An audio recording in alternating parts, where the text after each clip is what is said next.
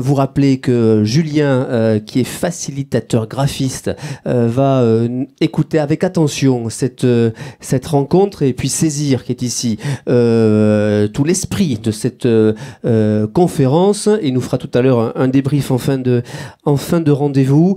3 invités, je le disais, pour parler tourisme et transformation de notre rapport au voyage. Loïc Blaise, bonjour. Merci d'être à nos côtés, explorateur. Vous allez évidemment vous présenter. À vos côtés, Céline Séris, influenceuse, représente Is No Good, c'est ça. Vous allez également nous expliquer votre mission. Et puis à vos côtés, Jean-Louis Gély, vice-président délégué au tourisme et à l'économie au conseil départemental de l'Hérault. Bonjour et merci d'être avec nous. Alors, je voudrais qu'on fasse cela de manière par étapes. D'abord, une question pour vous, Céline Séris. Est-ce qu'on peut, selon vous, à vos yeux, vraiment voyager tout en étant responsable? Grande question. Ça commence. Ah oui, vous devez y répondre. Hein, je ne fais pas que répondre, que poser les questions.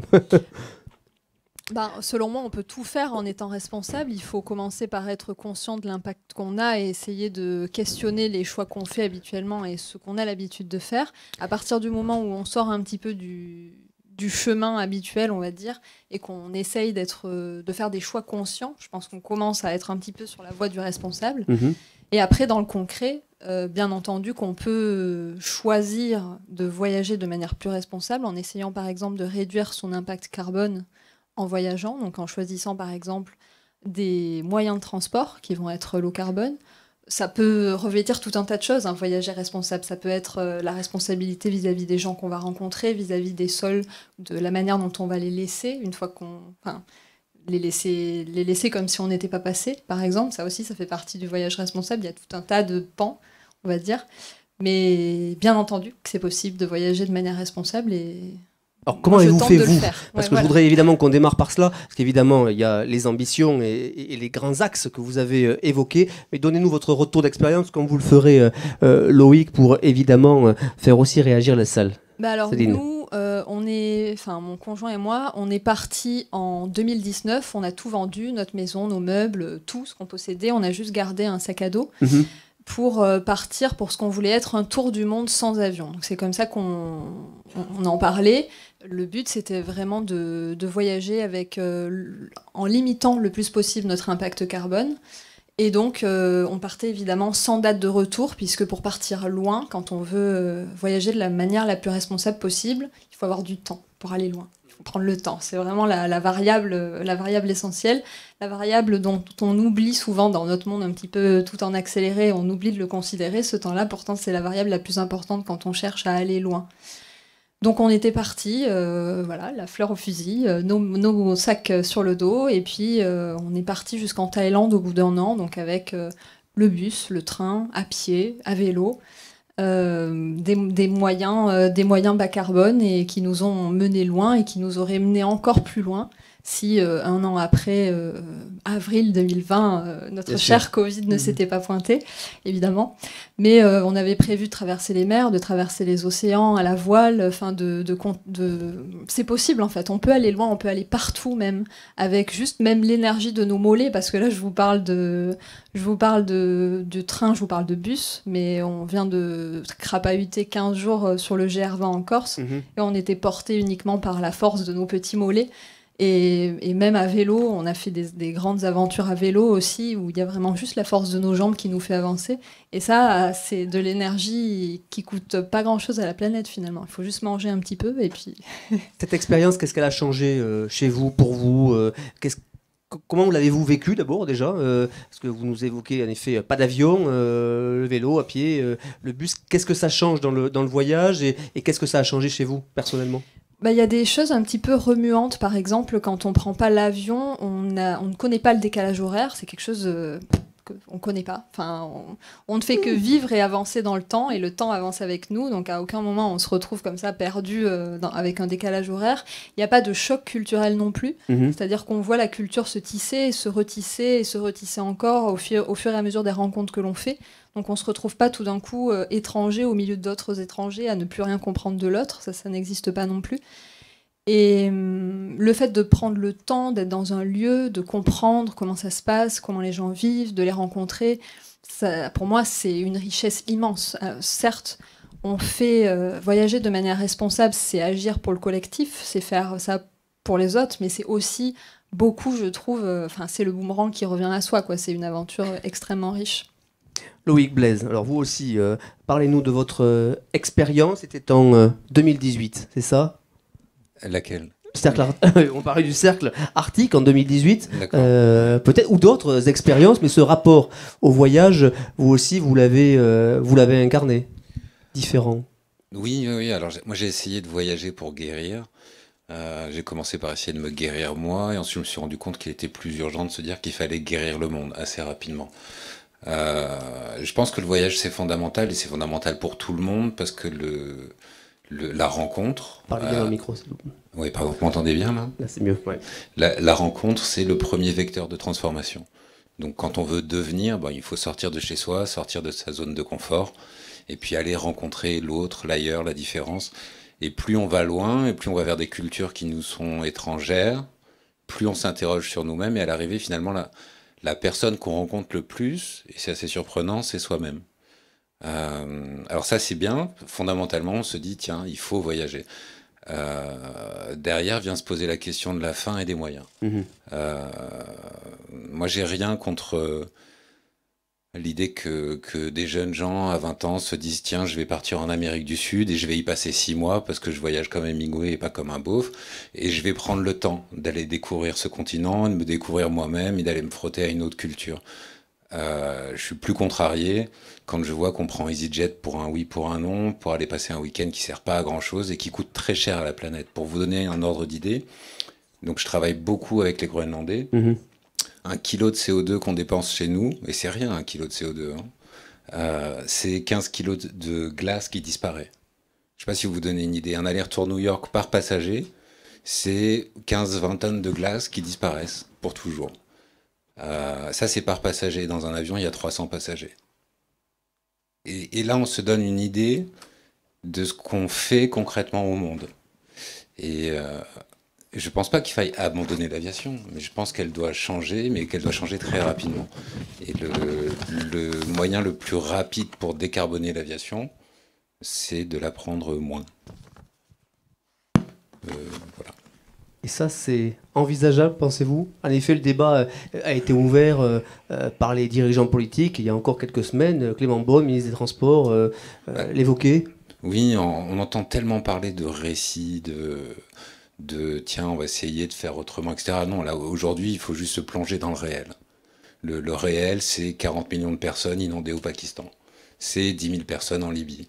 Et en fait, dès qu'on met les mains là-dedans, on se rend compte de tout ce qui nous oblige. Et à partir du moment où on se rend compte de ce qui nous oblige, on se donne les moyens d'être à la hauteur de l'enjeu. Donc oui, je crois que c'est possible, mais ça passe par une responsabilité individuelle, en fait. Et c'est pas nos dirigeants qui peuvent faire ça. Le patron de Total, Pouyanné, son objectif à lui, c'est pas de faire en sorte que les avions s'arrêtent. Mais lui, son âme est perdue. C'est pas grave. La nôtre, on peut encore faire quelque chose pour. Et il y a une évolution des mœurs que vous constatez, vous observez. Vous avez beaucoup voyagé, vous êtes allé à la découverte d'autres cultures. Est-ce que vous sentez cette évolution? Oui et non. Tu parlais du rapport au temps tout à l'heure.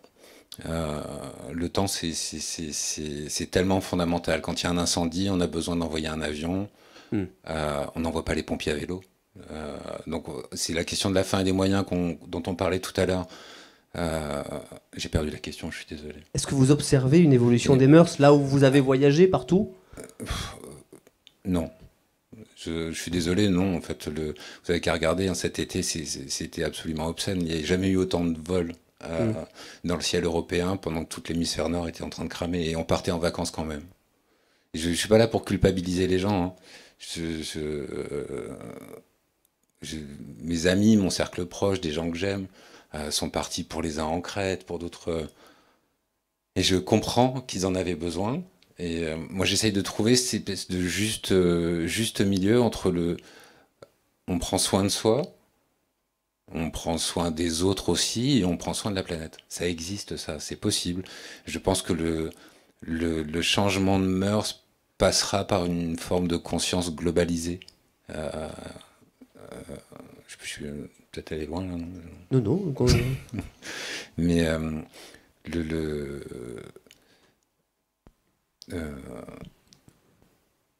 c'est l'affaire de tous. absolument, non seulement c'est l'affaire de tous, mais surtout, on commence à le sentir. Je pense que c'est peut-être là l'opportunité qu'on a en ce moment, c'est qu'on le sent tous dans notre viande, là, dans notre chair, que ça vient, que ça fond, que ça chauffe, que ça attaque, que ça rend malade. Et je pense que du coup, on finira peut-être par réagir à l'idée que notre salut passe par là. Jean-Louis Gély, vous êtes vice-président délégué au tourisme et à l'économie. Je voulais qu'on démarre par ces deux témoignages, évidemment, qu'on va développer tout au long de cette rencontre. Mais d'abord, peut-être un premier regard sur ce que disaient à la fois Loïc et Céline. Ben, écoutez, je pense que ce que vient de dire Loïc Blaise est tout à fait juste en ce qui concerne le constat. Parce que ce qu'on appelle le dérèglement climatique, le réchauffement global, les effets, pour moi, ça n'a jamais été une affaire d'opinion. C'est documenté, comme on dit, et depuis longtemps. Aujourd'hui, ça pète à la gueule, dans les termes que vous avez dit, vous avez tout à fait raison. Ça pète tellement à la gueule que même avec le caractère immédiat de l'information, toute la ribambelle de chaînes d'information continue le traite régulièrement, parce qu'il y a toujours des choses très spectaculaires qui se produisent et qui sont généralement des drames. Parce que ça ne concerne pas que la nature, ça concerne l'homme, et que ça frappe à la porte de la maison. Parce que les incendies, c'est à côté. Les épisodes Sevenol, il y en a un qui se prépare là, répétitif. Hein, c'est pour nous, ici, en Languedoc, c'est quelque chose qu'on prend dans de bonnes dimensions. Et c'est un peu loterie nationale, ça tombe jamais exactement au même endroit, mais on sait que ça peut tomber n'importe où. Donc effectivement, c'est un élément qui est prompt, peut-on penser, à développer la conscience commune. Mais enfin, je peux penser à réplique célèbre de Tom Flingueur, c'est du brutal, là c'est du comportemental. C'est compliqué le comportemental. On le voit bien avec toute une série de causes qui touchent à l'accidentologie, à l'alcoolologie, etc. C'est compliqué. Mais nous sommes tous des touristes ou des touristes en puissance. Alors pas forcément des touristes au long cours, parce que bon, tout le monde ne va pas faire le tour de la planète, mais lorsque les gens viennent sur une destination, y compris de proximité, une semaine, 2 semaines, ils sont aussi confrontés à ces questions-là, sur des modes mineurs, parce qu'on ne va pas nécessairement prendre l'avion, mais on a toujours tendance à faire de l'autosolisme ou de prendre la bagnole, etc. Bon. Et je pense qu'une façon de contribuer, soyons modestes, à éclairer la conscience commune, c'est aussi une des tâches des institutions publiques, et notamment des collectivités territoriales, parce que en matière d'équipement, le tourisme est une compétence qui reste partagée, je pense que c'est bien. Il faut qu'elle le reste, parce qu'il y a des fonctions ensemblières que peuvent réaliser l'État, la région, mais aussi des fonctions de proximité, sur lesquelles les départements sont positionnés, avec aussi les communes et les intercommunalités. Et nous avons à accomplir notre tâche. C'est-à-dire qu'il y a des équipements, des manières d'aborder les choses, des philosophies, des démarches, qui sur, je dirais, des actes touristiques plus modeste que ceux qui consistent à aller aux 4 coins du monde, ce qui est très bien aussi, et les voyages forment la jeunesse, hein, il n'y a pas d'ambiguïté là-dessus. Mais ça permet aussi de faire prendre conscience, dans le tourisme du quotidien, des nécessités et des possibilités que l'on peut mettre en place. Et alors je voudrais juste, et puis je terminerai cette première intervention comme ça, insister sur le fait qu'il ne faut pas être que dans le langage, comment dirais-je, de la contrainte, de la culpabilisation, vous voyez. Bien sûr, la responsabilisation, ça a un peu trait à ça. Mais il faut aussi faire comprendre aux gens, et c'est pas vous qui me direz le contraire, que ce que vous avez fait, que ce que vous avez fait vous aussi, que ce que l'on peut faire de façon plus douce, plus nuancée, plus proximale, prendre la peine de s'intéresser aux gens ou aux choses que l'on croit, c'est un facteur plaisir. C'est quelque chose qui enrichit, c'est quelque chose qui est motivant, c'est quelque chose qui attise la curiosité. Et même ceux qui ne le croyaient pas, lorsqu'ils y sont passés, eh bien, ils trouvent ça formidable. Eh bien, je crois que c'est de cela dont les puissances publiques sont comptables, dans leur tâche qui revient à organiser des dispositifs, mais aussi à mettre en place des accompagnements, des prestations, des possibilités de découverte, et ainsi de suite. On va revenir évidemment sur l'action du département, mais peut-être une réaction, Céline, et puis Loïc, sur ce que vient de dire Jean-Louis Gély, et notamment cette fonction plaisir. Oui, bien sûr, moi c'est ce que je disais, c'est effectivement, il faut agir et c'est nécessaire d'agir, on a besoin d'agir pour le collectif, c'est urgent, et on le voit tous les jours à la télé, il y a juste à allumer les informations. Mais effectivement, c'est ce que je disais, c'est le boomerang qui nous revient, c'est-à-dire que c'est tellement plus riche, et il suffit, et effectivement, il n'y a pas besoin d'aller à l'autre bout du monde pour voyager de manière responsable. En fait, on peut juste s'apercevoir que la rue à côté de chez soi, c'est l'autre bout du monde pour bien plus de la moitié des individus sur la planète. Et cette rue-là, on peut choisir de l'observer avec des yeux de voyage, en fait, des yeux de touristes, en fait, ça dépend. Donc de ce que l'émerveillement c'est, est au bout de la rue. Mais bien sûr, c'est évident. Mais en fait, l'émerveillement, il suffit de le choisir. Enfin, pas besoin d'aller à l'autre bout du monde pour voyager de manière responsable. Et choisir de voir les choses de manière merveilleuse, quel plaisir. Alors, vous êtes influenceuse, vous avez donc un retour et donc un rapport au public, si je puis dire, en tout cas aux citoyens, c'est important, donc qui est fort.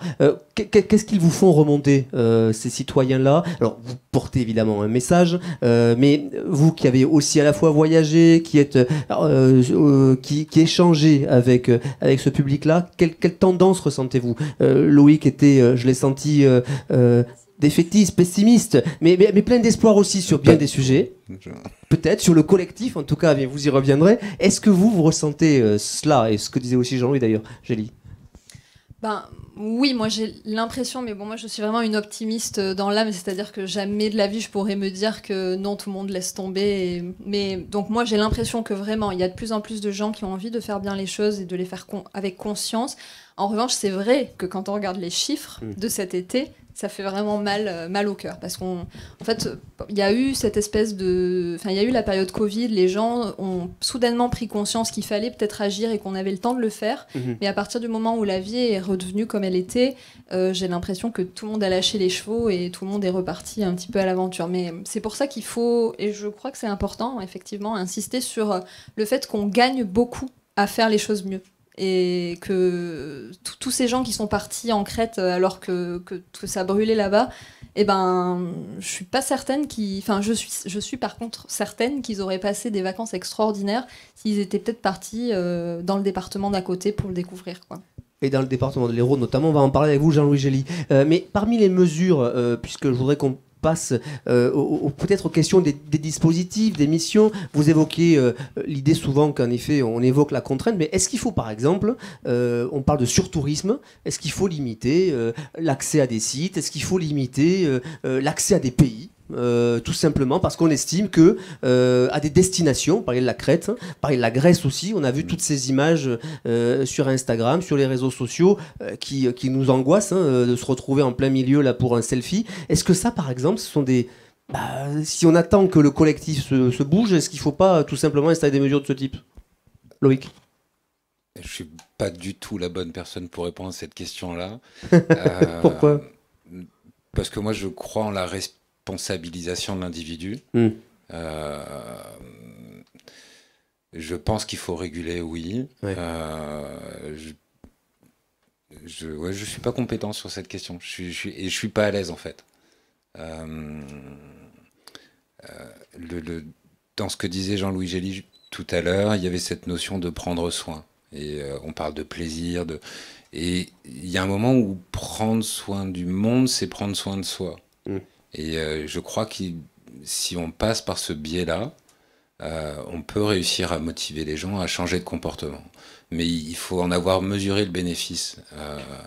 Du coup, moi, je peux en témoigner. Je vous assure que la planète me fait du bien. Et c'est pas des tours de magie si je suis pas tout le temps dans mon fauteuil roulant ou si j'arrive encore à partir dans des zones difficiles. C'est parce que je prends soin de moi, donc j'ai une écologie de moi-même. Et je me fais du bien en faisant du bien au monde. Quand je bosse avec des enfants au Groenland, Vous vous rappelez la dernière fois que vous avez fait quelque chose de bien pour quelqu'un ou pas? Et vous avez ressenti quoi à ce moment-là? Je sais pas si vous voyez un peu le cocktail hormonal de dopamine dans le cerveau. Et tout ça, ça vous fait du bien, ça fait du bien dans votre corps. Et je pense qu'avec ça, on peut arranger le monde, réellement. Et qu'à partir du moment où on reviendra sur une notion presque communaliste, en fait, comme la vie de village de nos grands-parents, c'est pas si loin. Ou alors allons dans le Cantal. On est tellement bien dans le Cantal. Non, pardon. Mais c'est vrai aussi. Oui. Si je suis parti complètement. Mais en tout cas, dans cette idée du prendre soin, il y a un vrai quelque chose. Et la plupart des héros que je rencontre, moi, dans mes voyages, qui prennent soin de leur communauté, des gens autour d'eux et qui changent réellement les paradigmes locaux, à chaque fois, c'est des femmes. Et je me suis longtemps posé la question. Je me suis dit, tiens, l'écoféminisme. Et en fait, je me suis rendu compte que c'était pas une question de genre, c'était une question de domination. Et on voit que les gens qui essayent de sortir d'une condition de dominés par la technologie, dominés par le patriarcat, dominés par... du coup, qui s'émancipent, et c'est la bonne nouvelle, ça. En s'émancipant, on peut soigner le monde et on peut se soigner soi-même. Et je crois plus à ça qu'à une forme de régulation. Voilà. Mais peut-être témoigner d'une expérience concrète, peut-être dans un pays qui vous a, évidemment, beaucoup de choses que vous nous dites aujourd'hui, mais que vous pourriez peut-être partager sur... parliez du Groenland, des femmes, des actions. Il y en a des dizaines des exemples, mais peut-être je vais mettre une fleur là dans le jardin de Jean-Louis et dans celui de Céline sur cette question de la mobilité. Au Groenland, on n'a pas besoin de réguler parce que la nature est tellement balèze que si on est offensant vis-à-vis de la nature, on le paye cash et on le paye tout de suite. Quand on part sur la glace avec des chiens et des chasseurs, on a l'obligation de rien laisser derrière. C'est-à-dire d'être complètement transparent au monde. Et cette idée de transparence au monde qui est chère aux chasseurs inuits, je crois qu'elle est fondamentale. Finalement, où tu disais, tiens, il faut passer quelque part et que le quelque part en question soit aussi beau quand on s'en va que quand on y est arrivé. C'est fondamental. Et je pense que c'est des choses qu'on peut... Ça passe aussi par l'éducation, ça passe par... L'éducation. Oui. Jean-Louis Gély, plusieurs sujets sont évoqués, mais ça tire le fil. Je reviens sur ma question parce que le tourisme local, on voit, on prend le Pic Saint-Loup par exemple ici, ce sont des sujets qu'abordent les élus, les associations, les offices de tourisme, de se dire comment on arrive à réguler, comment on fait en sorte de préserver ces territoires-là. C'est pas la Crète, mais c'est le Pic Saint-Loup et on y tient. C'est vrai, c'est vrai. Et le Pic Saint-Loup, pas forcément en haute saison. Absolument. Voilà. Donc, pour rebondir sur votre question, un peu pas provocatrice, mais qui est dans l'air du temps, faut-il interdire? Moi, je suis d'accord avec Loïc. Faut pas. On peut pas être dans une attitude bienveillante et dire on va interdire. Mais il y a parfois dans le court-termisme la nécessité de prendre la mesure. C'est un peu la bombe atomique de la régulation, l'interdiction, le numerus clausus, ce qui s'est passé au Calanque il n'y a pas longtemps. Bien évidemment, il faut essayer d'agir en amont pour éviter de se trouver dans ces situations-là, mais c'est pas toujours évident. En réalité, je rentrais un peu plus, je m'excuse un peu dans la logique institutionnelle de mon taf, si je puis dire, mais qui n'est pas en disruptivité avec ce qui a été dit tout à l'heure. On assiste de plus en plus, c'est d'ailleurs un sujet qui est souvent partagé dans les cénacles touristiques de ceux qui s'occupent du tourisme, c'est la surfréquentation, parce que c'est un phénomène qu'on trouve de plus en plus, un peu partout. Et parfois, comme je disais, pas nécessairement sur les spots les plus prestigieux, il y en a bien sûr, je pense au Mont-Saint-Michel notamment, mais pas forcément non plus en haute saison. Parce que, il y a le bouche à oreille, il y a quand même la beauté du lieu, l'intérêt des choses que l'on peut y faire, et ainsi de suite. Je crois surtout que ce qui est important, c'est, alors, quand on a la chance de disposer d'espaces vastes, peut-être pas de la rigueur de la nature telle que celle qui s'exprime au Groenland, qui effectivement, je le comprends très bien, en elle-même dissuasive et qui permet, en tout cas qui contraint à des comportements qui sont, alors là on pourrait le dire de manière absolutiste, vertueux. Mais il faut essayer, et c'est ce que nous nous attachons à faire, d'éviter de conjuguer en termes de destination ou de spots mais de conjuguer plutôt en termes de parcours, d'étalement dans l'espace. Alors bien évidemment, encore faut-il avoir un capital paysage, un capital diversité qui permette de proposer des parcours variés et protéiformes aux usagers, ou je dirais plutôt la clientèle, parce que là c'est un acte aussi de consommation, mais aussi, et c'est là que les collectivités et les puissances publiques en général ont un rôle à jouer, c'est de mettre en place les outils nécessaires pour permettre que ces étalements se fassent, et qu'ils se fassent d'une manière compatible avec les objectifs à la fois environnementaux et aussi positifs, en termes de plaisir et de caractère agréable et détendu de l'activité touristique.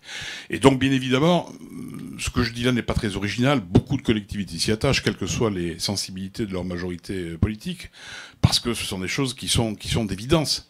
Et donc, nous sommes en train de travailler de plus en plus, et pour achever toujours davantage ce camailleux de circulation autour de ce qu'on appelle les mobilités douces, la randonnée, le vélo, toutes les formes de vélo, éventuellement le cheval, enfin bref, tout ce qui permet de se déplacer de manière agréable sans mettre en cause, si possible, le fameux bilan carbone. Voilà. Alors, je crois que quand même, dans le département de l'Hérault, il se trouve que dans les années 80-90, à une époque où on ne parlait pas encore de dérèglement climatique, il y a eu, je pense qu'on peut le dire, ça s'est passé dans quelques autres territoires départementaux aussi, une politique qui a consisté à acquérir par la collectivité, un peu comme le font les conservatoires aujourd'hui, le conservatoire du littoral sur la bord du littoral, des domaines pour pouvoir d'une part les entretenir, parfois d'y réintroduire du pastoralisme, et ensuite d'en ouvrir un certain nombre à des activités de randonnée, de promenade, et ainsi de suite. Et ensuite de les relier les uns aux autres par des réseaux, des cheminements, qu'on appelle les réseaux verts ou des réseaux bleus lorsqu'on est proche des cours d'eau, et d'avoir de la sorte, je dirais, une géographie qui permette aux gens justement de se déplacer, avec bien évidemment une promotion, une communication qui l'accompagne. Et une communication que l'on appelle agile, c'est-à-dire qui sache s'acclimater à la réalité des fréquentations au moment M. Pour justement, c'est aussi une technique que l'on évoque beaucoup, le démarketing, bon, un peu prétentieux, mais en tout cas effectivement d'éviter d'appuyer sur le champignon par rapport à des territoires qui sont déjà extrêmement fréquentés. Et ça marche dans le département de l'Hérault ? Écoutez, oui, ça marche, mais il faut toujours avancer, parce que dans le département de l'Hérault, on a, pour de mémoire, on doit avoir une centaine de sites depuis nos 2 grands sites de France, 3 opérations grands sites, le parc naturel au Languedoc, les 24 domaines départementaux et tous les sites sur lesquels s'expriment les activités de pleine nature. Il arrive malgré tout qu'il y ait encore des phénomènes de surfréquentation. Vous citiez le Pic Saint-Loup, ça a été le cas effectivement l'année dernière et encore cette année. Mais on arrive effectivement de la sorte à avoir du flux sur le territoire, ce qui a un autre intérêt, c'est que ça évite d'abord aussi de saturer des territoires sur lesquels il y a de la vie locale, parce qu'il est important de respecter les gens qui vivent et travaillent au pays, c'est un fameux slogan, mais c'est une réalité concrète, tout en apportant de l'activité. Parce que c'est ça aussi l'intérêt de développer d'une manière maîtrisée l'activité touristique sur le territoire, c'est de faire en sorte qu'il y ait de l'activité. Alors bien évidemment, je parlais d'étalement dans l'espace, il faut aussi un étalement dans le temps. Tout le monde est bien conscient qu'on ne peut plus tout concentrer sur ce qu'on appelle la haute saison. De toute façon, la haute saison, quelque part, elle est un peu foutue, parce qu'il fait des chaleurs de sourd, de telle sorte que même dans des sites qui sont extrêmement courus, qui sont prestigieux, magnifiques, etc., les gens ne viennent plus en haute saison. Donc il y a, je pense, des choses aussi à étudier. Alors là, c'est pas seulement le fait des collectivités locales. J'ai été maire adjoint délégué à l'éducation dans une vie précédente. Et à l'époque où le débat portait sur les rythmes scolaires, la réforme Peillon. Je sais les guerres picrocolines qui existent entre le secteur de l'éducation nationale et le secteur touristique sur la définition des calendriers, notamment des vacances scolaires, le fameux zonage par rapport aux vacances d'hiver. Mais je pense qu'à un moment donné, il faudra peut-être s'atteler aussi à des dispositifs comme celui-ci pour voir où sont les points de convergence entre l'intérêt des enfants en termes de rythme à l'intérieur de secteur éducatif et aussi l'économie sur le terrain pour pouvoir faire en sorte que l'activité, notamment l'activité de loisirs et l'activité touristique, puisse se développer sur les 4 saisons et pas seulement sur la haute saison estivale. Céline Séris, on évoquait la question des sites à accès limité. Est-ce que vous avez, alors vous qui avez voyagé, des exemples de pays, de sites qui ont été limités pour assurer cette préservation? Puis peut-être votre regard là-dessus, sur la surfréquentation, sur le surtourisme et sur la contrainte. Moi, j'avoue que je ne suis pas non plus légitime, je pense, pour apporter un avis éclairé là-dessus. En revanche, oui, effectivement, la contrainte, à part quand on arrive dans des situations d'urgence ou comme dans les calanques, il faut stopper parce qu'on arrive à des situations où ça a un impact évident sur la biodiversité et il faut que ça cesse. Je ne suis pas, comme ça, en tout cas, favorable à la contrainte. Pour moi, en fait, il faut que les individus comprennent, en fait, juste qu'ils comprennent par l'éducation, pourquoi est-ce qu'il faut changer, en fait. Si les gens ne comprennent pas pourquoi est-ce qu'il faut adopter des comportements qui changent, les comportements vont pas changer. Pour moi, il faut forcément avoir l'information et l'éducation pour pouvoir le faire. Et pas seulement, il y a aussi, je pense, une question de budget qui intervient là-dessus. Tout le monde ne peut pas se permettre de changer, et notamment en France, on parlait de est-ce que les institutions peuvent faire quelque chose. En France, le train, c'est un moyen de mobilité douce qui coûte très très très cher. Et moi, j'ai beaucoup de personnes dans mon entourage qui prennent l'avion pour faire des tout petits trajets parce que c'est beaucoup moins cher l'avion.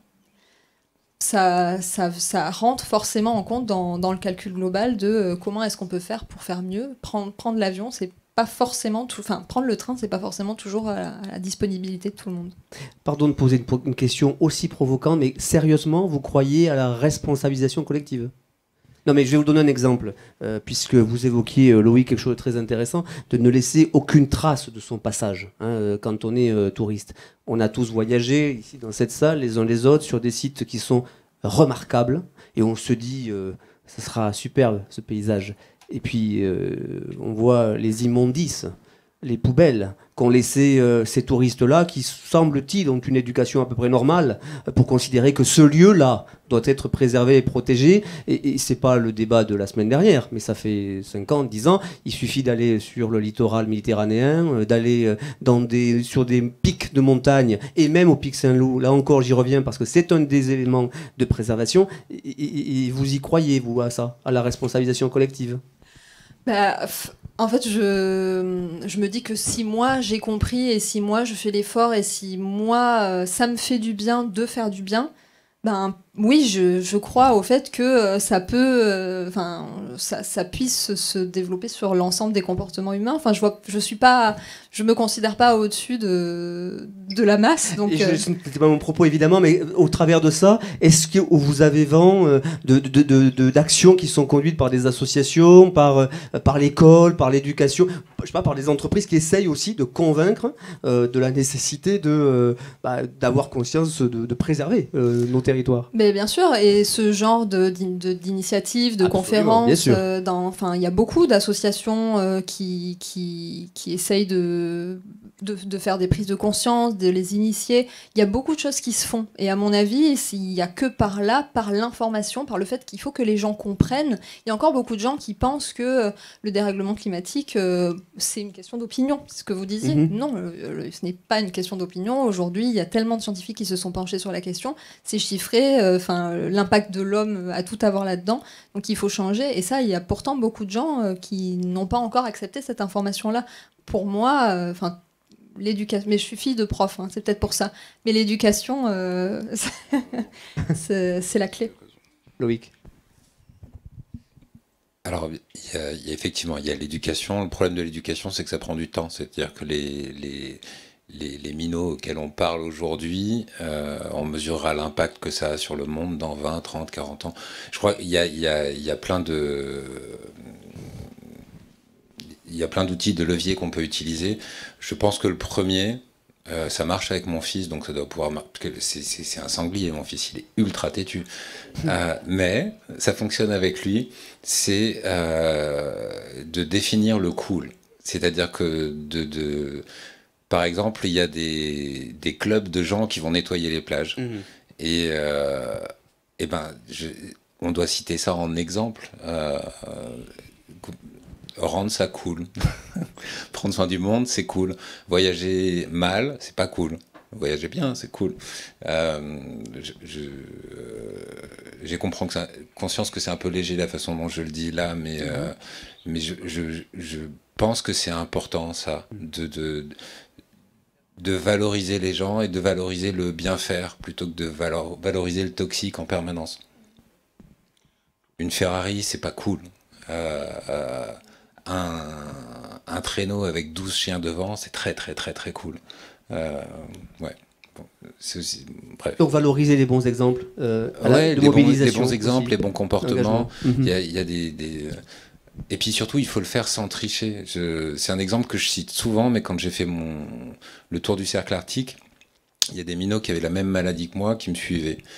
Et je leur disais tout. J'ai faim, j'ai froid, j'ai peur, j'ai envie d'une pizza, je veux me faire une série sur Netflix. Et les gamins, ça a complètement détruit la distance entre eux et moi.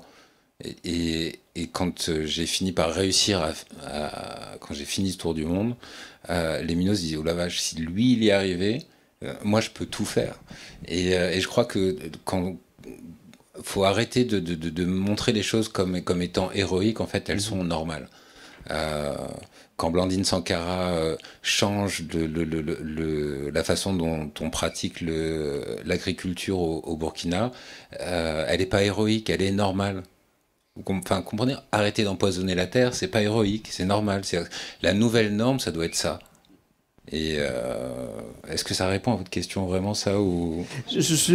En tout cas, c'est un beau témoignage et ça permet de compléter les interventions des uns et des autres. Je rappelle d'ailleurs qu'il y a une opération Clean-up demain, samedi 16 septembre, sur le Lez à 15h30. Et en effet, ça c'est cool. Voilà, ça c'est cool d'y aller. J'espère qu'on s'y retrouvera, puisque avec Midi Libre, on est ravis d'organiser cette manifestation. Jean-Louis, peut-être un petit point de réaction avant de laisser la parole au public.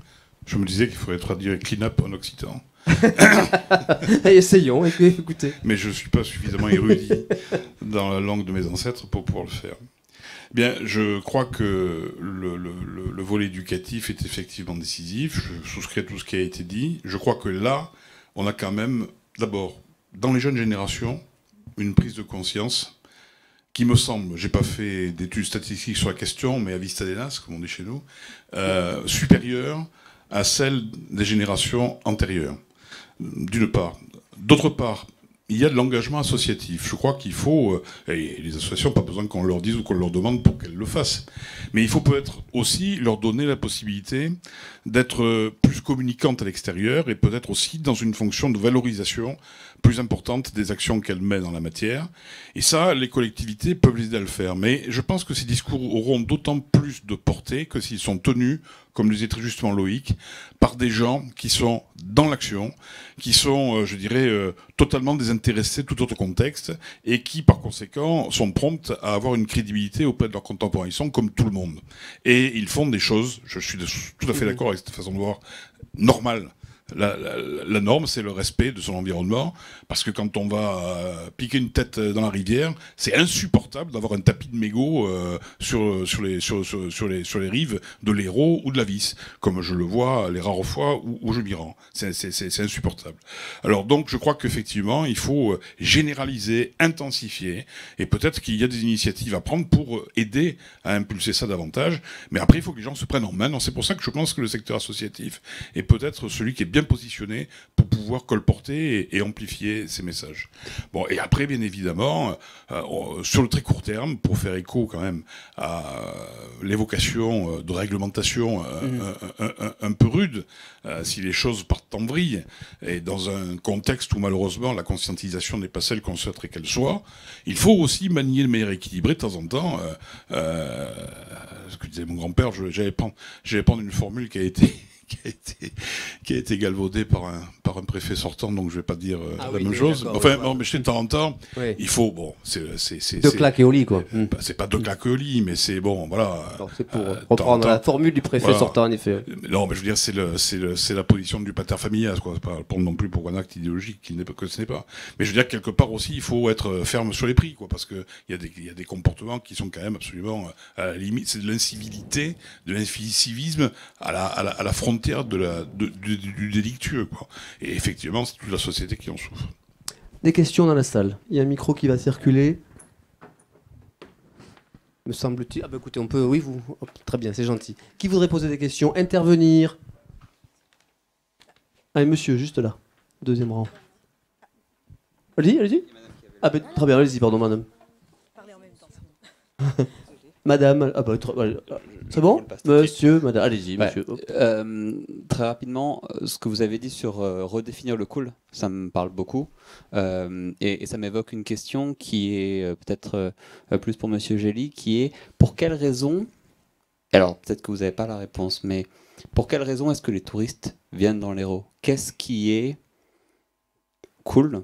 Ouais, mais non, parce que moi je trouve cool de lire un bouquin sur les bords du Lez et de bronzer sur les bords de la Dourbie tout autant que de bronzer sur une plage en Thaïlande, quoi. Et pour avoir fait les deux, le delta d'expérience n'est pas gigantesque en Thaïlande. Par contre, c'est cool d'aller au contact de la culture thaïlandaise, pour reprendre cet exemple-là. Mais du coup, dans le tourisme de l'Hérault, ou au moins, qu'est-ce que vous présenter ou est-ce que le département souhaite présenter comme étant le tourisme cool ici? Alors je ne sais pas s'il y a un guide de la coolitude ou des critères qui permettent d'évaluer les attentes ou les satisfactions des touristes qui viennent chez nous. Ce que je sais, c'est que ce que nous, alors je l'ai décrit de manière un peu générale tout à l'heure, que nous souhaitons faire partager aux gens, la première chose, c'est d'être dans le soft en termes de déplacement, en termes de découverte des lieux, modérer son stationnement sur une destination unique et aller voir ailleurs ce qui s'y passe. C'est donc de fournir les moyens de faire cela d'une manière apaisée et tranquille. Voilà, c'est ça quelque part. Voilà. Ensuite, la coolitude telle que vous l'exprimez, c'est finalement quelque chose de très subjectif. Bon, il y a mille et une façons, j'imagine, d'avoir une approche apaisée de l'environnement dans lequel on se trouve, que ce soit dans une fonction commune ou dans une fonction, je dirais, touristique ou de loisir. Voilà. Mais peut-être que ce serait intéressant d'avoir une grille de lecture sur des enquêtes de satisfaction auprès de la clientèle pour effectivement essayer de dégager quelles seraient les attentes, ou en tout cas la manière dont les gens abordent, en tout cas ceux qui seraient les plus motivés pour le faire, parce que malheureusement il y en a beaucoup qui ne sont pas dans la coolitude, quelle que soit la définition qu'on apporte à ce mot, malheureusement. Voilà, donc j'enregistre finalement votre question plutôt comme une suggestion, et que je livrerai à mes amis de Hérault Tourisme, notre agence de développement touristique, pour voir de quelle façon on peut orienter les choses, effectivement, pour mieux percevoir qualitativement la manière dont les gens se définissent par rapport à ce comportement souhaité. Loïc, vous voulez réagir? Non. C'est parfait. Très bien. Autre question. Madame, vous aviez une intervention, une question. Juste, je voulais savoir, c'est une question pour Loïc, quels sont tes prochains projets et quel est le bien que tu comptes faire au peuple, à la société, voilà, merci. J'ai des projets en plusieurs étages. Mon projet principal, c'est le moins spectaculaire et je pense que c'est le plus efficace, pardon. Je fais la tournée des écoles. Je vais parler avec des minots et je suis sidéré par ce que font ces enfants. Et je les mets face à des réalités qui sont celles du Sahel ou de l'Arctique. Donc, je leur montre des images et des choses que je fais là-bas. J'essaye de leur présenter aussi des enfants de là-bas. Et parfois en visio et parfois simplement par le biais de photos. Et les minots sont sidérants. À 9 ans, le jeune Victor, qui est arrivé le matin, j'avais pas encore pris mon café, à 9h, me dit « Monsieur, de toute façon, on va tous mourir. »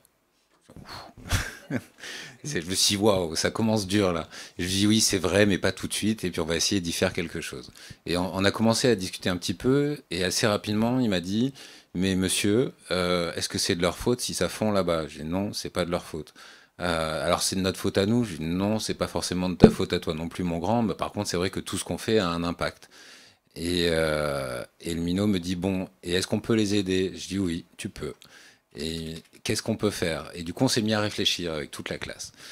Assez rapidement, je vous fais court parce que l'histoire serait longue, mais les minots sont arrivés, donc c'est des enfants entre 8 et 10 ans, en moins d'1 heure de discussion sur ce que chacun fait, ce que chacun pèse, etc., on est arrivé à 10 tonnes d'économie de CO2 par an sur une classe.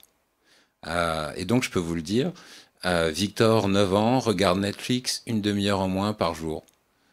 Et ça pèse 200 kilos par an. Ça, c'est l'engagement qu'a pris Victor. Moi, je rêve de faire une campagne de pub avec la tête de Victor, disant Victor économise 200 kilos par an, et vous. Et ça rejoint ce qu'on disait tout à l'heure avec l'exemplarité, le cool,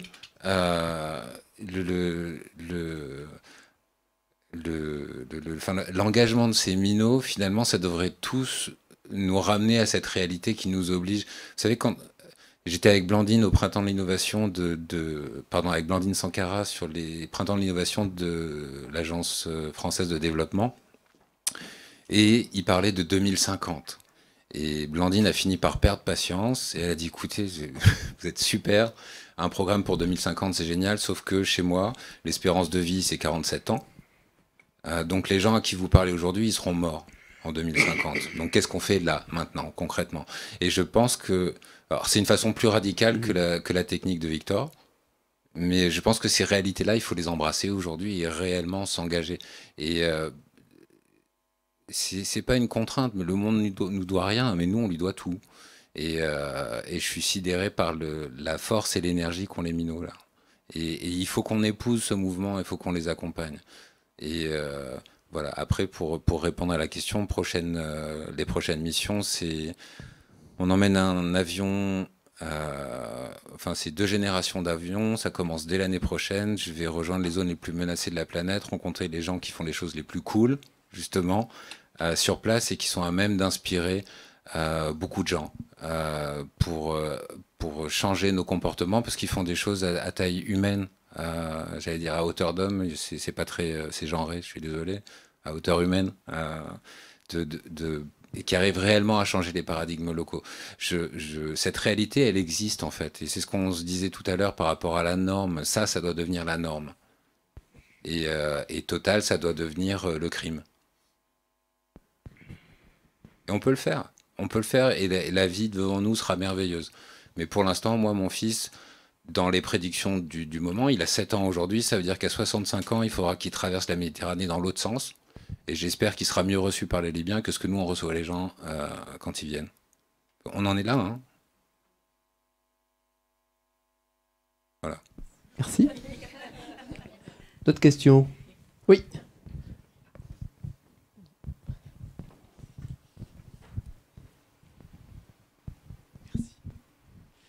Bonjour, moi j'ai une question pour Céline. Quel est votre rapport aux autres influenceurs et influenceuses du voyage moins responsables? Est-ce que vous vous sentez seul? Est-ce qu'il y a un combat? Est-ce que ça bouge? Ouais. Instagram, c'est un petit peu le lieu du merveilleux, et c'est là qu'on va parler du cool. Qu'est-ce que le cool? Qu'est-ce que le merveilleux? Parce qu'effectivement, il y a beaucoup de gens qui ont construit leur carrière sur le fait de partir toutes les semaines dans un nouvel endroit dans le monde, d'essayer de montrer les plus beaux hôtels. Voilà. Donc, ce que la société en fait aujourd'hui valorise comme le cool, c'est un peu même l'idée de faire un tour du monde en 1 an. C'est mettre ça sur un CV. C'est quelque chose qu'une entreprise va beaucoup valoriser.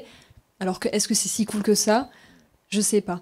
Donc voilà, cette histoire du cool. Et en fait, il y a effectivement beaucoup d'influenceurs dits voyage qui font toute leur carrière sur ce genre de sujet. Pour moi, il va falloir qu'ils s'éduquent. J'en reviens à l'éducation. Pour moi, c'est impossible que ces personnes, que ce soit leur fonds de commerce, tout en sachant ce que ça représente et l'impact qu'ils ont. Enfin, pour moi, il y a une ambivalence qui ne peut pas cohabiter, donc c'est forcément qu'ils ne savent pas, ils ne mesurent pas leur impact. Mais effectivement, moi j'espère par mon exemple montrer que d'autres voies sont possibles, que potentiellement ça peut être cool aussi, et je suis pas la seule, heureusement. Il y a d'autres super personnes qui font des choses absolument géniales à côté. Mais effectivement, il ne faut pas hésiter, en fait, quand on suit une personne, quand on est consommateur de contenu, à lui expliquer que potentiellement organiser un concours pour gagner un voyage à New York en avion, c'est peut-être pas si cool que ça, peut-être qu'il faudrait qu'ils se renseignent davantage, peut-être qu'il y a d'autres choses à faire gagner, plus intéressantes pour le collectif, justement. Et quand on est influenceur, on se rend compte que les influenceurs ont beaucoup de pouvoir et donc forcément beaucoup de responsabilités. Et je crois que c'est important aussi qu'ils le comprennent et qu'ils endossent cette responsabilité et qu'ils fassent en sorte de faire passer le bon message et de changer un petit peu la variation du cool. Mais effectivement, ça reste un problème parce que eux aussi véhiculent avec beaucoup de pouvoir et beaucoup de voix une vision, la mauvaise vision du cool. On va rester, ça sera le thème, le fil conducteur, mais ouais. Merci beaucoup. On va laisser la parole à Julien, si vous le voulez bien, pour clôturer cette rencontre autour du tourisme avec nos 3 invités. Julien. Et oui, bonsoir, je suis Julien du collectif de facilitation graphique Les Parlographes. Je vais tenter de vous commenter la synthèse graphique que j'ai essayé de faire pendant cette petite heure de discussion, fresque finale de la journée que j'appellerai la carte du cool. Nous avons commencé par le témoignage de Madame Séris qui a fait un tour du monde sans avion, qui nous a dit très simplement qu'on pouvait aller loin, mais qu'il suffisait d'avoir le temps. C'est un problème de maths de CM2, mais c'est vrai qu'on a tendance à l'oublier. On veut tous des TGV, mais si c'est après pour vivre à Toulouse et travailler à Paris, autant rester à Melun et faire du RER. Donc ce rapport distance-temps, je l'ai trouvé très intéressant. Ensuite, nous avons eu le témoignage de Monsieur Blaise, explorateur, qui nous a parlé un petit peu de ses aventures, et très vite on est arrivé sur la question de l'avion, qui est quand même une question primordiale quand on s'intéresse au tourisme. Faut-il moins d'avions ou plus du tout? Un peu dur de répondre à la question, un peu dur de priver nos enfants existants ou à venir d'un tour du monde, peut-être une fois dans leur vie, peut-être en aurait-il besoin pour s'ouvrir l'esprit. On est parti sur ce débat-là et j'ai cru qu'on n'allait pas être d'accord pendant tout le long, et je crois qu'à la fin on a fini par l'être. C'est-à-dire que du point de vue de Monsieur Blaise, on est plutôt sur une responsabilité personnelle, avec cette idée que ce sont des choix personnels qui font finalement le résultat de la société. J'y ai vu une notion de culpabilité. Et en contrepoint, on avait Monsieur Gély qui nous disait que c'était quand même le rôle des pouvoirs publics de rendre le voyage responsable désirable, et que l'action publique, elle pouvait jouer sur notre destin commun. Et là, je me suis demandé, est-ce qu'on pourrait aller vers un consensus commun qui nous permettrait de faire tout un tas de choses cool, sans culpabiliser. Et donc, à mon avis, pour ça, si on est tous d'accord pour basculer le prix du billet d'avion à 1 500 € pour monter à Paris, je peux vous assurer qu'il y a plein de gens qui vont prendre le train. Et ça, c'est déjà une forme de régulation, d'interdiction, c'est déjà une forme d'appui du collectif sur l'individu. Donc, à mon sens, ça peut pas être porté que sur l'individu. On a même parlé carrément d'interdiction. Ouh.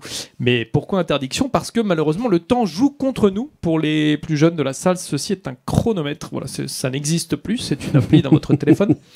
Et bien sûr, on en revient surtout à ça, c'est-à-dire les récits, des beaux récits pour donner envie de voyager autrement. Ça passe par l'éducation, mais malheureusement, on a pointé le problème que l'éducation, c'est du temps long.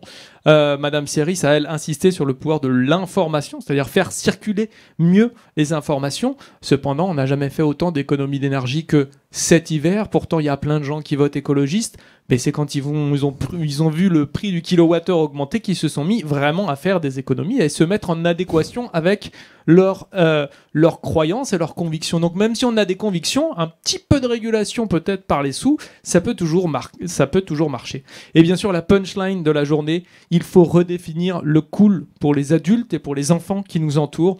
Donc là moi je suis parti dans les tours, hein, j'ai imaginé un bateau à voile qui volerait, enfin on peut imaginer tout un tas de trucs cool, et notamment quelque chose qui me semblerait très important, démarketer le territoire. Je sais que les collectivités, ça fait 20 ans que vous travailler à monter des équipes de marketing territorial, qui m'a toujours semblé un petit peu étrange.